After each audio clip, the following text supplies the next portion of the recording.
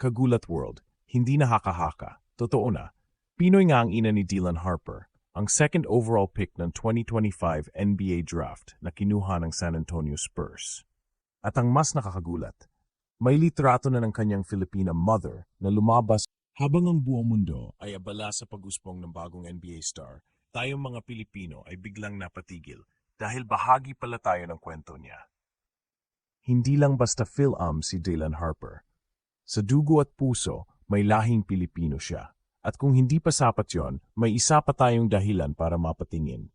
Si Kevin Kiambao, ang ating sariling Gilas MVP, ay may nakakabiglang pagkakahawig ng laro kay Dylan Harper. Tingnan natin ang estilo ni Dylan Harper, isang 6'6" left-handed point guard na may high-level basketball IQ, elite passing, court awareness at lakas sa pag-atake.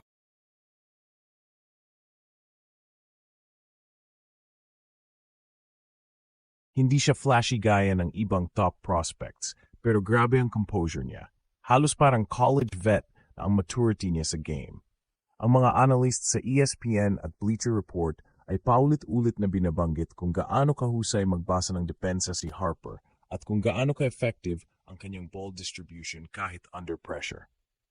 Ngayon, pagtingin mo kay Kevin Kiambao, hindi ba't halos ganito rin ang naratibo? Si Kevin ay lefty rin, may size, may bola, may pasa. Sa UAAP at sa Gilas, hindi na lang siya scorer. Siya na ang initiator. Kaya niyang magdala ng offense mula sa taas, gumawa ng plays para sa teammates at umatake kung kinakailangan. Gaya ni Dylan, hindi siya umaasa sa athleticism lang. Umiikot ang laro niya sa basketball IQ at versatility. Pareho silang halos hybrid forward playmaker. At sa parehong edad, parehong mahirap depensahan. Hindi rin lingid sa kaalaman ng scouts na pareho silang may calm killer mindset. Hindi maingay. Psong. Kaya nga yung alam na natin ang Pinoy roots ni Dylan Harper, hindi malayong isipin. Anong klaseng tandem ito kung sakaling parehong magsuot ng Gilas jersey? Oh, si Kevin ay 100% Pinoy. Pero kung si Dylan ay may dugong Pilipino at lumalakas ang usap-usapan na open siya sa posibilidad na mag-represent ng Pilipinas sa isang punto sa karera niya, abay hindi na ito imposible. Lalo na't wala siyang Team USA stint so far at eligible pa siya kung gugustuhin ng pamilya nila. At hindi lang basta eligibility, kung may commitment at connection siya sa kanyang Pinay mom, mas may bigat ito kaysa sa technical paperwork lang. Kagulat World, huwag nating i-underestimate ang power ng heritage. Sa mga nakalipas na taon, nakita na natin kung paano ang players na may lahing Pinoy, gaya ni na Jordan Clarkson at Jalen Green, ay tinanggap ng buong bayan na parang tunay na anak. Hindi lang tayo magkakaroon ng isa pang NBA-level talent. Magkakaroon tayo ng isang intelligent playmaker na posibleng mag-partner pa kay Kevin Kiambao sa isang international stage.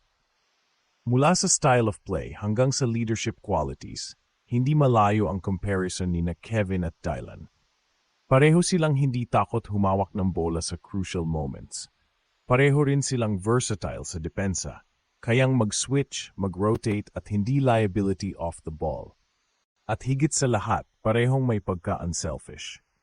Hindi lang sarili ang iniisip, winning basketball, team-first mentality, hindi katakatakang pareho silang minamahal ng coaches at teammates nila. At kung pagbabasehan natin ang basketball development, nasa tamang direksyon si Kevin. Ang exposure niya sa Gilas senior team habang college pa lang ay isang matinding asset. At kung magtutuloy-tuloy ang development niya sa international stage, sa FIBA, sa Olympic qualifiers, at kung papalarin sa NBA Summer League, mas lalalim pa ang comparison. Maaring mas una lang si Dylan ngayon sa limelight. Pero kung consistency at work ethic ang basehan, hindi malabong maabot o malampasan ni Kevin ang level ng second overall pick na yon. Isa pa sa punto ng comparison ay ang disiplina at humility. Ang Harper family ay kilala sa basketball lineage. Tatay niya si Ron Harper Sr., dating NBA champion. Pero kahit galing sa legacy, hindi naging mayabang si Dylan. Tahimik lang, focused, grounded. Ganyan din si Kevin Kiambao. Walang yabang, puro trabaho. Galing sa simpleng background, ngunit may elite na mindset. Parehong hindi binubuhat ang sarili, pero binubuhat ang buong team sa laro. Hindi natin sinasabi na sila'y parehong-pareho. May pagkaiba rin. Mas eksplosibo si Dylan sa open court. Mas deliberate naman si Kevin sa half-court set. Pero sa sistema ng Gilas, Kung sakaling magsama sila, pwede silang mag-complement. Isipin mo, isang 6'6 facilitator na galing NBA at isang 6'7 Gilas-grown leader na sanay na sa FIBA. Isang combo na hindi lang pang Asia, pang world stage. At kung hindi maglaro sa Gilas, si Dylan Harper sa future, malaking bagay pa rin ang pagkakaugnay niya sa Pilipinas. Sa kultura, sa dugo, at ngayon pati sa paningin ng basketball world. At para kay Kevin, ang comparison na ito ay hindi pressure, kundi validation. Na ang estilo ng laro ng isang batang Pinoy ay kasing taas ng kalidad ng isang NBA second pick. Walang hype lang, may ebidensya. Kagulat world, minsan sa sports, may mga kwento na parang hindi totoo. Pero itong Dylan-Kevin connection ay tunay. Isa ay anak ng isang NBA legend.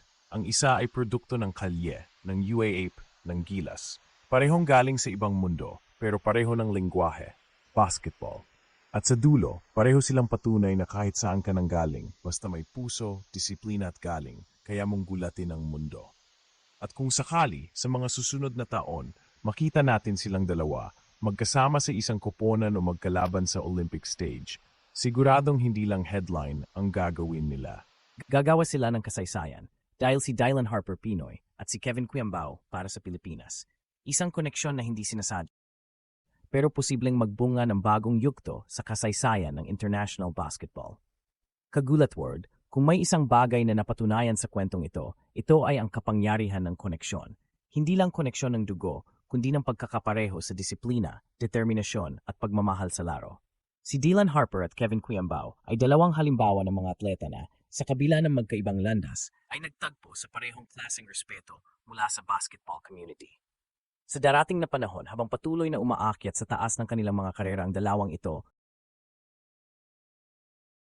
siguradong mas madalas pa silang ikukumpara.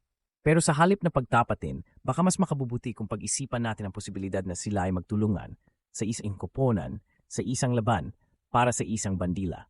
Sa Gilas, kung papalarin. Ang pinakamatinding twist sa lahat ay ito. Hindi lang tayo basta nakikiusyoso sa kwento ng isang NBA player.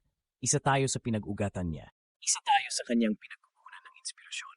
At para sa mga batang Pilipino na nangangarap din, ito ay mensahe na hindi kailangang maging mainstream para mapansin. Ang mahalaga, may puso ka, may laban ka. Kagulat word, kung saan man humantong ang karera ni Dylan Harper at kung saan man dalhin si Kevin Cuyambao ng kanyang dedikasyon, isang bagay ang sigurado, ang mundo ay hindi nabulag sa galing ng mga Pinoy. At sa paglipas ng panahon, mas marami pa tayong gugulatin dahil ang kwento ng lahing kayumanggi hindi pa tapos, kundi nagsisimula pa lang.